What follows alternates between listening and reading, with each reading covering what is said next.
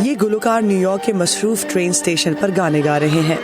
ان اہم اور مصروف جگہوں پر اپنا سپاٹ لینا آسان نہیں. یہ جگہ حاصل کرنے سے پہلے انہیں آڈیشن میں حصہ لینا پڑتا ہے. Music under New York program یہ آڈیشنز 1985 سے منعقد کر رہا ہے. 400 سے زیادہ میوزیشینز اس پروگرام کے تحت نیو یارک کے اسٹیشن پر پرفارم کر چکے ہیں، جبکہ ہر سال کئی نئے چہرے متعارف کرائے جاتے ہیں.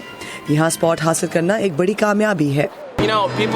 آپ کو پتا ہے نا، دنیا بھر سے لوگ اس ٹرین اسٹیشن اور نیو یارک میں گانا گانے اور گھومنے آتے ہیں، اور ایک میوزک بنانے والے انسان کے طور پر اگر میں 5 سیکنڈ کے لیے بھی ان کو اپنا میوزک سنا دوں تو یہ وہی ہے جو ہر میوزک بنانے والا کرنا چاہتا ہے.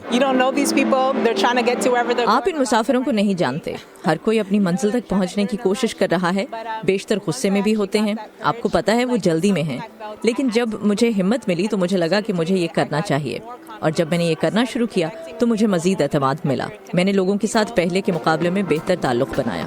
گلوکاروں کو کوالٹی، دھن اور شخصیت کی بنیاد پر چنا جاتا ہے، لیکن ایک اہم معیار یہ بھی ہے کہ اتنی اونچی آواز ہو کہ گانا ٹرین کی آواز میں نہ دبے. پروگرام چلانے والوں کا کہنا ہے کہ ججز بہت شفاف ہیں اور مختلف شعبوں سے آتے ہیں. ان میں پروڈیوسرز، میوزیشینز اور مینیجرز بھی شامل ہیں.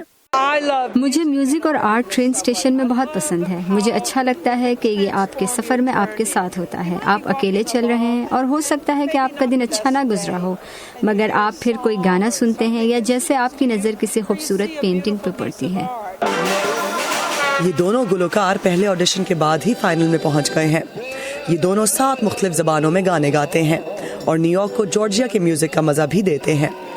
اس آڈیشن میں نظر آنے والی ڈائیورسٹی نیو یارک کی صحیح ترجمانی کرتی ہے.